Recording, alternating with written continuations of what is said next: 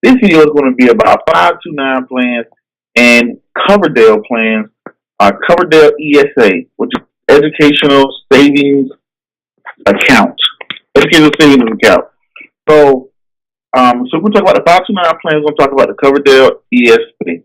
So we're going to talk about what are they, the difference between them, the pros and cons of each, and how they break out, and to kind of see which one better functions. So let's first start off with what the heck is even the Coverdale or the 529, why we even comparing. Both of these are what we know as college plans. We all know that one day we want to send our kids, children, nephews, nieces to college one day. That's everybody's dream, right? Or somewhere of further education. So a lot of us, we don't think about that until we're like, junior year, high school, sophomore year, high school. You're like, wow, my kid is very smart and they're asking for college money and I don't have it. So what you want to do is to increase the time horizon. Time horizon is how long you plan to invest.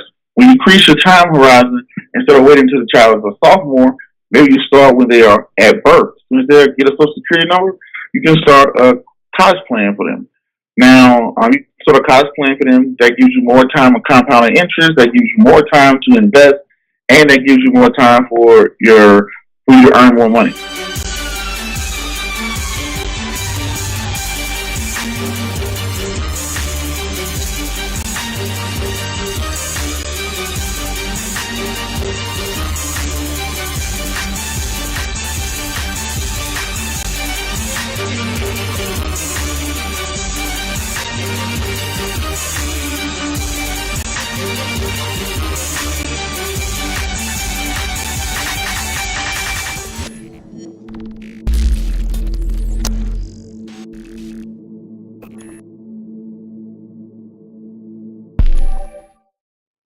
Ladies and gentlemen, boys and girls, and children of all ages, this is the Prince of Investing. I'm your host, Prince Dykes, coming all the way live from the beautiful state of Denver, Colorado, via Think Tech Hawaii in Honolulu, Hawaii. So the people that are catching this live in Hawaii, don't forget to hit the like, subscribe, comment, share button. Follow us here on Think Tech Hawaii every other Friday. People that's catching the playback, maybe on the podcast, YouTube channel, or however you may catch us across the globe. Don't forget to hit the like, subscribe, comment, and share button. But as always, I don't have a lot of time, and I definitely, you guys and girls don't have a lot of time, so we're going to jump straight into it. So this video is going to be, as you guys and girls can see in the description box, this video is going to be about 529 plans and Coverdale plans, Coverdale ESA, which is Educational Savings Account. Educational Savings Account. So we're going to talk about the 529 plans. We're going to talk about the Coverdale ESA. So we're going to talk about what are they, the difference between them, the pros and cons of each, and how they break out, and to kind of see which one better functions. So let's first start off with what the heck is even the Coverdale or the 529, why we even comparing. Both of these are what we know as college plans.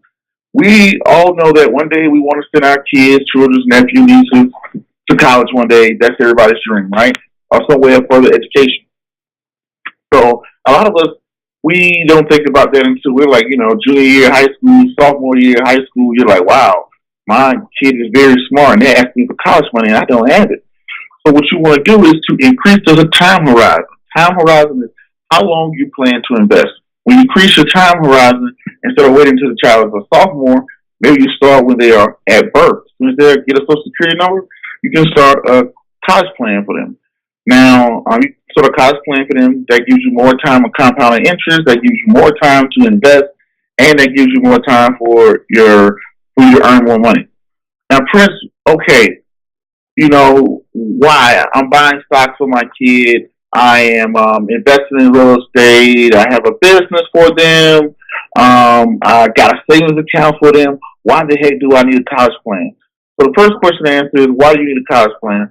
Is the Coverdale ESA and the 529 plan, they have tax advantages. What I mean by that is, let's say myself, I have a brokerage account, not a brokerage account, I have a custodian account open for my son. I place money in there. I go out and buy different stocks, whatever stock does well over time. He earns money, right?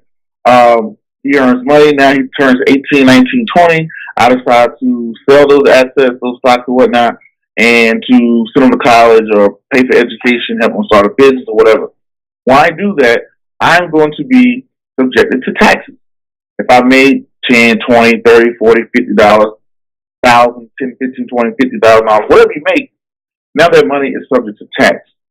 So what these plans do is they let you put money into it, let the money grow tax free, and as long as it's used for education, it can be used. As long as it's used for education, you can use the money tax free. So your money can grow in a little tax shelter or tax haven, some people like to call it. So it's like this little place you can place money. You don't have to worry about taxes. I'm going to go to the pros and cons. So first of all, what is the Coverdale ESA? Coverdale ESA is a form of a college plan, right? If you're single, the max level of income you can make to be able to qualify to use one is $110,000. $110,000 if you're single, $220,000 if you're married. 110 plus 110. The limit you can place on this thing a year is $2,000. Now we're going to kind of switch gears to the 529 plan. The 529 plan literally doesn't have a limit, and it is dictated by your state. The state that you purchased the 529 plan is ran by the state. The state decides that. But it can go up to like $300 or some $1,000, but it pretty much has no limit, unlike the Coverdale has a particular limit, so it doesn't have a limit. The second thing about the limit you can put in there, the amount of money you can put in there, you pretty much can put as much money or the amount of money you want to put in there, but you have to be wary of the gift tax. Anything over $14,000 per person. So if you put over $14,000, you could be subject to gift tax. I'm not a CPA, so I'm not going to get down into in depth with that. But you can put way more money into a 529 plan than you can a Coverdale plan, right? So the next thing is a 529 plan can only be used for college, right? For prime example, your son or daughter wants to become a doctor, a lawyer, a dentist, maybe go to trade school, anything like that.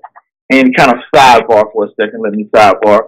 What I mean by that is a smart thing that I'm seeing people do, instead of sending their kids go to a university or whatever, Denver, Colorado, whatever university, and walk into debt, right? The kids using credit cards, struggle or whatnot. They walk into debt, they walk out of college on $100,000, and they only look for a job. They only can get a job that pays them, $12 an hour, $13 an hour, $15 an hour. So essentially, by the time they are paying back their student loans, you take away their hourly wage, they're making like $12 an hour. When it's like, is it really even worth it? I'm already starting with a ball and chain. So a smart thing that I am seeing people do is that they're going to college and instead of going to a traditional 4-year university, which is very expensive, they're starting off at a community college first.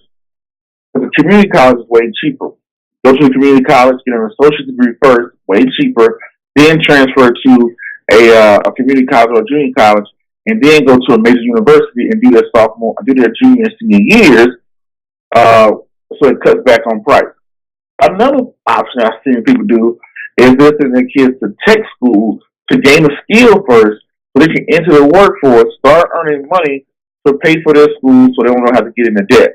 What I mean by that, things like being a plumber, things like being an electrician, things like being maybe a dental assistant, those courses that are offered through technical college. You can go there, take a year, maybe a year and a half or 2 years, some type of HVAC, like an HVAC person. It took like a year some change. They become very good with HVAC. They can start working in the HVAC field instead of working at McDonald's while they're in college making $8, $9, $10 an hour. These people are making upwards up to $15, $20, depending on where you live. They're making substantially more amount of money. Now they can pay for their own school to send themselves to school to get a college degree without getting in debt. But that's another subject. But anyway, so you have to use it for college. The 529 plan, you have to use it for some form of college for it to be tax-free. If you don't use it for college, now you're going to be subject to tax. Let me take a swig of water here from the Investor Show Cup.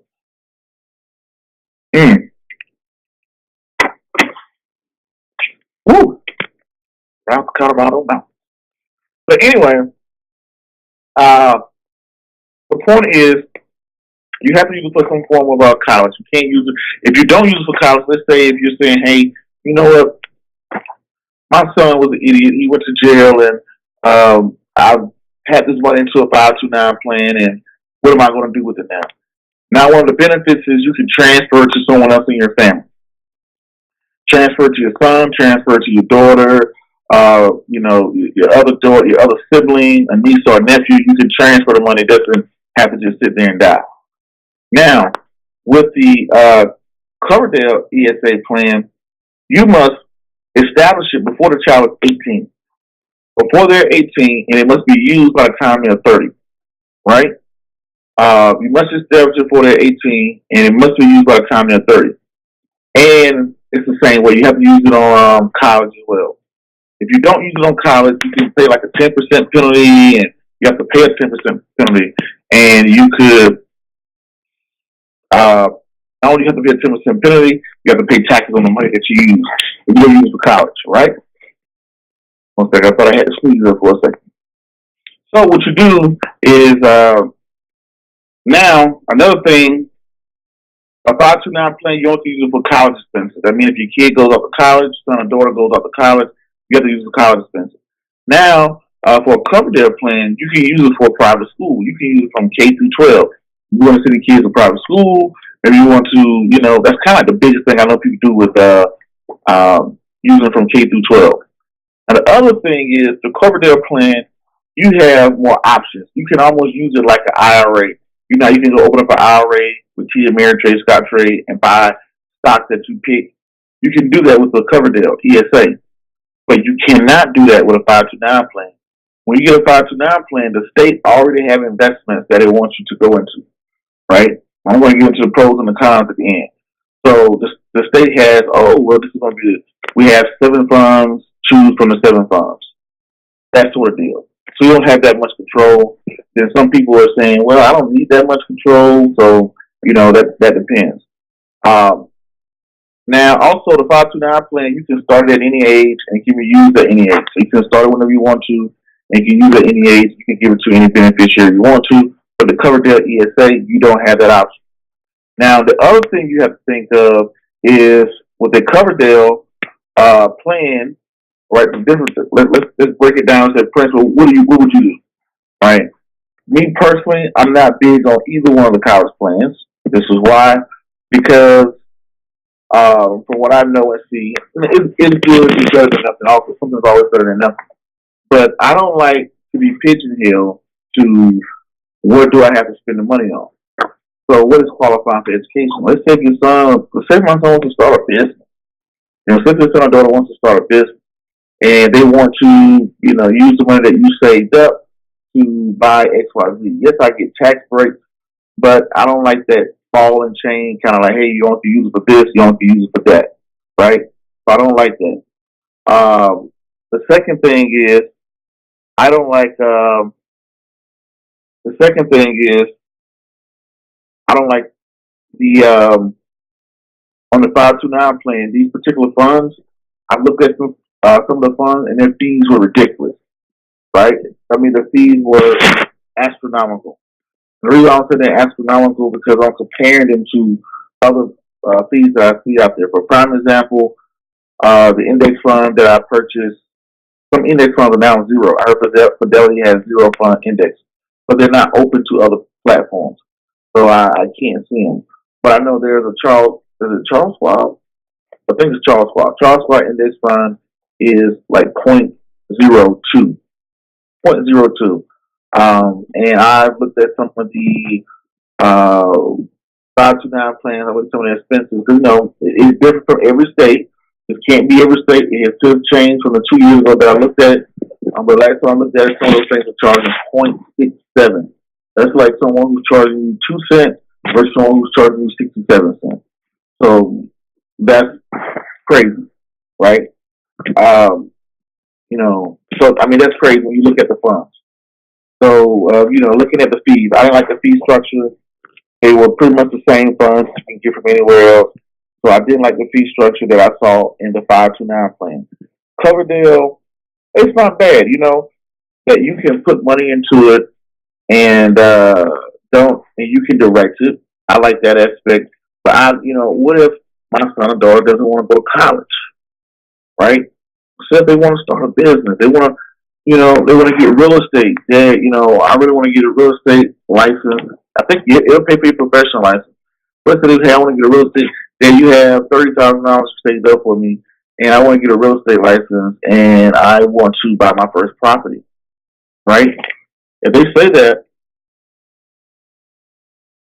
I want to get a real estate license and buy my first property, what do? If you have that college fund that doesn't qualify, then I want to start my own business or whatever.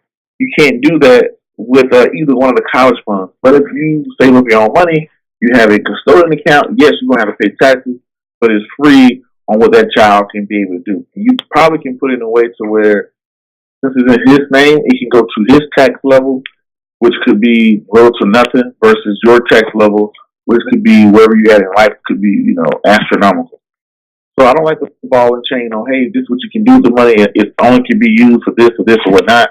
And also, college funds, I know people were kind of speaking about this. It could affect your ability to get financial aid because, financial aid is there to aid people financially, not for someone who's privileged enough to have someone who looked out for them at a young age or whatnot. So those are two different things that I look at the Coverdall plan and also the 529 plan. Great plans, they're better than nothing. You have tax advantages as far as, hey, if I went out and saved up my own money or I purchased a house for this person or whatever the case may be, you do have investment vehicles that can grow tax free. The thing about your money growing tax free is instead of paying money on the royalties or whatever the case may be, you could be earning money over time. Now, the other thing if I had to lean towards one personally, the most popular one I did that you always hear of is 529 plan because it has unlimited on how much income you make that you qualify for it. It also, you can use it as the child goes to college. It has no limit on it. But the downside is, depending on what state you file in, you can only be subject to so many investments. That's my downside. And now the other Coverdall plan, what I like about it is self-directing. I can pick out investments. I can buy stocks. I can do whatever I want to do to grow the money just like I would do in a self-directed IRA. Now, the downside to that is you only can put $2,000 in a year to a Coverdall plan. And also, you only can make $110,000 if you're a single person, $200,000 if you're married, filing jointly. The only downside to that is it has to be used by the time the child is 30, and it has to be started by their 18. So I don't like the age. I'm not a big fan of the age restrictions, the income restrictions, and of course for either one of them, I don't like the plan as far as being able to go to college.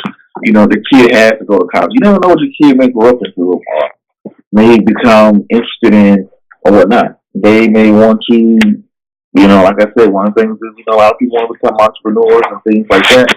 So, but those are things. This episode and like this whole platform is here to educate you on what is out there. So you know what you have out there as far as that, hey, you know what? I heard this Google leading guy was talking about a Coverdall plan and a 529 plan and a college plan. What exactly is a college plan that's different from what I'm already doing? I'm already purchasing this for my son, or I already have a savings account. It beats a savings account because it is an investment vehicle. You can invest. So, and it beats a custodian account in a way because of the tax. You have a custodian account, like I do for my son. I buy stock like you guys do all the time. It doesn't mean that he, just because he has a custodian account, he will still have to pay tax on it. So you get tax advantages from it, and that's the only good thing. But either way, both of them, you're going to have to use it exactly for college. And that's one of my big things. Like, what if? I don't like that red tape on my money. So anyway, it's just like my IRA, my 401k. I'm 59 and a half. I want the government saying, hey, you can use your money that you saved and invested, but you only can use it for food and clothes. What? Well, what if I want to buy a car, or I want to go do X, Y, Z, or I want to start a business, whatever? I think that's your money. You saved it, you invested it. It should, yes, definitely theoretically go to your college savings. But what if your kid doesn't want to go to college? A lot of people are not doing that these days. So I like the freedom for and I like the government to say, hey, you're going to get charged 10% and taxes and this if you do this or whatever. So that's just me. But anyway, that's going to conclude this, this episode. The 529 plan versus the Coverdale plan. I hope you guys took something away from it. From the people that are catching the audio experience on the podcast, to the people that are catching it live, to the people that are catching the playback, or however you make catches around the globe. But as always, this is the Prince of Investing. My name is Prince Dykes. Until the next video, podcast, cartoon, book, or whatever else you see me do crazy around the globe. Oh yeah, before I get out of here, I'm not going to say it. I'll wait till we have another time. But anyway, peace, be safe, I'm out, and thank you.